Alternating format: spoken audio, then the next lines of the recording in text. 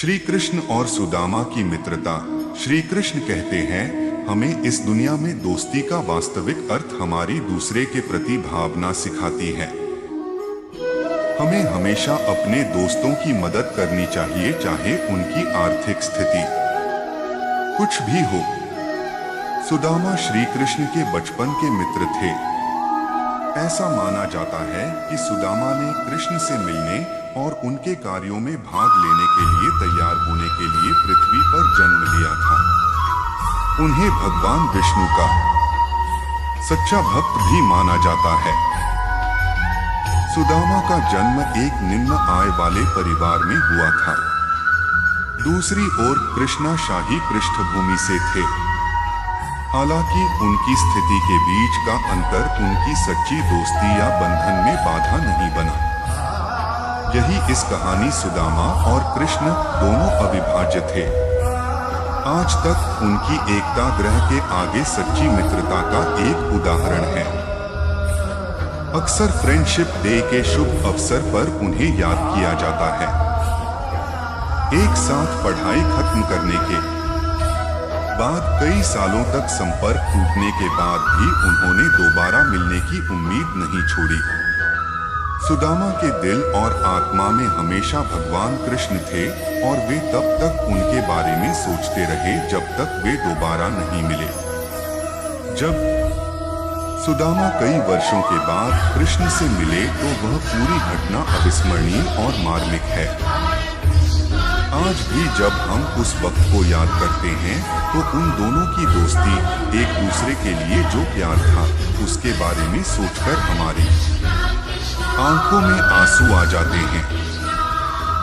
भगवान कृष्ण और सुदामा बचपन के मित्र और गुरुकुल में सहपाठी थे और उन्होंने गुरु सांदीपनी के मार्गदर्शन में अध्ययन किया था।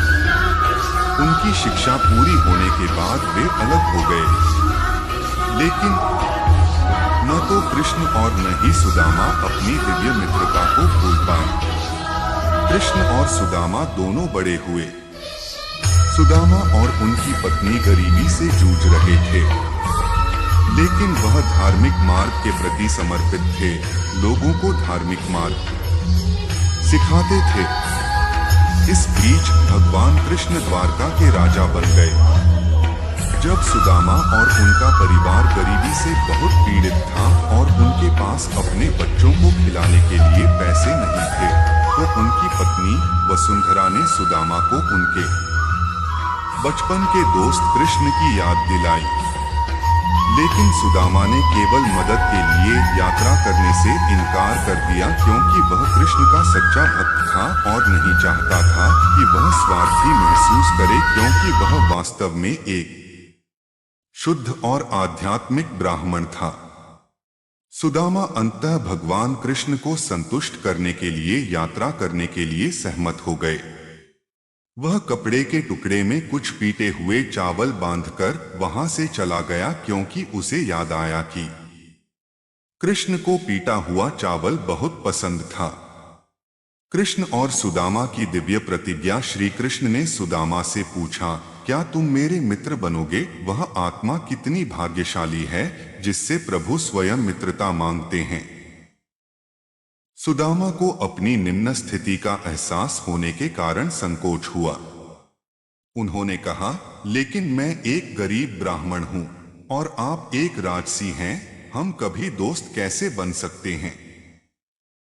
जरूरत के समय दोस्त एक दूसरे की मदद करते हैं, लेकिन मैं आपको कुछ भी नहीं दे सकता। श्री कृष्ण ने कहा, बस मुझसे वादा करो कि चाहे कुछ भी हो, हम हमेशा दोस्त रहेंगे। मैं आपके मित्र के रूप में यह प्रस्ताव प्रस्तुत करता हूं। मैं तुमसे कभी कोई ऐसी चीज नहीं मांगूंगा जो तुम मुझे नहीं दे सकते। यह सुनकर सुदामा ने श्री कृष्ण का मित्रता का प्रस्ताव स्वीकार कर लिया। द्वारका के राजा के महल में पहुंचते ही सुदामा ने द्वारपालों से भगवान कृष्ण को संतुष्ट करने के लिए उन्हें प्रवेश करने देने के लिए कहा। उन्होंने यह भी कहा कि कृष्णा उनके बचपन के दोस्त थे। यहां तक कि द्वारपालों ने भी उसके साथ पागलों जैसा व्यवहार किया, क्योंकि उसकी हालत इतनी खराब थी कि उसके कपड़े फट गए थे। लेकिन उन्होंने द्वारपालों से अनुरोध किया कि वे कृष्ण को उनके आगमन के बारे में सूचित करें। कई अनुरोधों के बाद द्वारपालों ने कृष्ण से सुदामा के बारे में पूछने का फैसला किया। द्वारपाल ने कृष्ण को सुदामा के द्वार पर आने के बारे में बताया।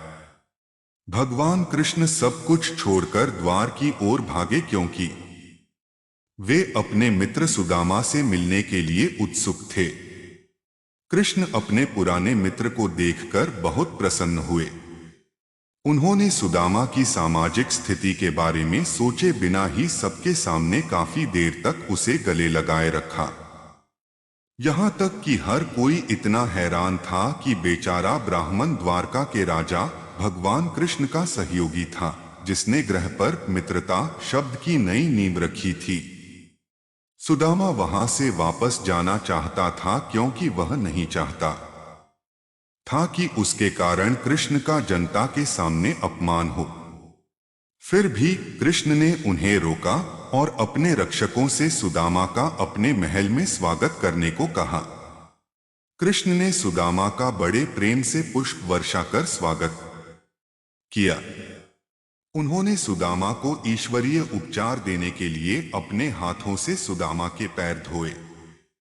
कृष्ण ने अपनी दासियों से कहा कि वे सुदामा के सभी फटे हुए कपड़ों को उतार दें और उन्हें शाही कपड़ों में बदल दें ताकि उन्हें अधिक आराम महसूस हो। और सुदामा अपने मित्र कृष्ण द्वारा इस तरह के अप्रत्याशित शाही व्यवहार को देखकर रो रहे थे।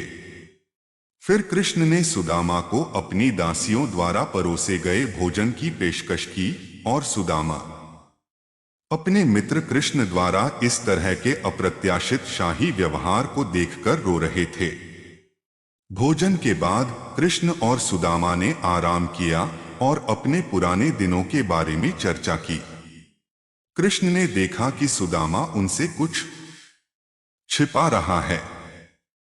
उन्होंने धीरे से पूछा, और मुझे लगता है कि भाभी जी ने मेरे लिए कोई उपहार भेजा है। मुझे लगता है कि यह मेरे लिए कुछ स्वादिष्ट भोजन है। उन्होंने सुदामा से उपहार निकालने का अनुरोध किया। सुदामा ने इसे छुपा दिया क्योंकि उसे लगा कि यह छोटा सा उपहार द्वारिका के राजा के लिए कुछ भी नहीं है। लेकिन कृष्ण ने उपहार को धीरे से स्वीकार कर लिया, जो कपड़े के टुकड़े से बंधे कुछ चावल थे, और कृष्ण ने उपहार की बहुत प्रशंसा की कि यह उपहार उनके जीवन में अब तक मिला सबसे अच्छा उपहार था। और उन्होंने इसे खाना शुरू कर दिया और चावल को अपनी पत्नी के साथ साझा किया। कुछ घंटों के बाद सुदामा ने अपने घर वापस जाने का फैसला किया। जाने से पहले कृष्ण ने कहा, पुरानी यादों पर चर्चा करते हुए वह सुदामा से आने का औचित्य पूछना भी भूल गए। उन्होंने धीरे से पूछा, द्वारका कृष्ण के महल जाने का औचित्य क्या था? सुदामा ने सारा तनाव भूलकर धीरे से उत्तर दिया। उन्होंने उसे संतुष्ट करने का हवाला दिया, उनसे उनकी कोई मांग नहीं है। सुदामा ने अपने हृदय में कृष्ण के प्रति गहरी भक्ति लेकर महल छोड़ दिया। हमें भगवान के प्रति अपनी भक्ति और भक्ति के बदले में कुछ भी नहीं मांगना चाहिए। क्या ईश्वर हमसे बेहतर जानता है कि हम क्या चाहते हैं और क्या नहीं? हमें हर चीज के लिए भगवान पर भरोसा करना चाहिए, क्योंकि सब कुछ उसकी पसंद से होता है। ईश्वर हमसे कहीं बेहतर योजना बनाता है। सुदामा के मामले में कृष्ण ने उन्हें धन और संपत्ति से पुरस्कृत किया, भले ही सुदामा ने भगवान से कुछ भी नहीं मांगा। मित्र का क्या धर्म है, यह बताते हुए आचार्य पर चंद्रप्रकाश शास्त्री ने बताया, धीरज धर्म नारी और मित्र आपत्ति के समय अगर काम आए तो वह आपका सच्चा मित्र है। मित्र के दुख को देखकर जो दुखित हो, मित्र के सुख में वह सुखी हो, यही मित्रता है। मित्रता करो। तो कृष्ण सुदामा जैसी करो, ब्राह्मण सदा पूजनीय है। स्वयं भगवान ने सुदामा रूपी ब्राह्मण की पूजा की थी। ब्राह्मण सदा वंदनीय है। पूजिए विप्र सकल गुणहीना, ब्राह्मण को इस पृथ्वी का जीता जागता भगवान बताया है।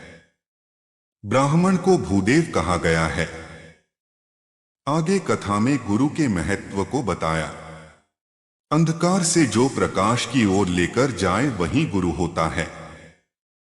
भगवान हमेशा सच्चे लोगों को इनाम देते हैं। आप सोच रहे होंगे कि कृष्ण ने सुदामा को केवल इसलिए पुरस्कृत किया क्योंकि वह उनका बचपन का मित्र था।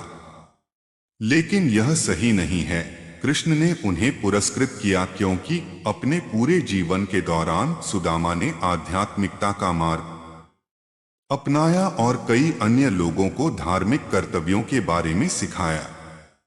कृष्ण ने उसे केवल इसलिए पुरस्कृत किया क्योंकि वह एक अच्छा व्यक्ति था और भगवान चाहते थे कि वह अधिक ऊर्जा और उत्साह के साथ इस आध्यात्मिक पथ को जारी रखे। यह कृष्ण और सुदामा के वचन की सुंदरता थी। कृष्ण और सुदामा का प्रेम यानी सच्चा मित्र प्रेम। तो दोस्तों, सच्चे प्रेम में ऊंच या नीच नहीं देखी जाती और न ही अमीरी गरीबी देखी जाती है।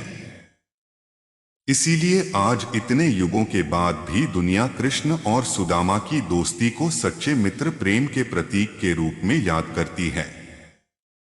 मोरल: हमें हमेशा अपने दोस्तों की मदद करनी चाहिए, चाहे उनकी आर्थिक स्थिति कुछ भी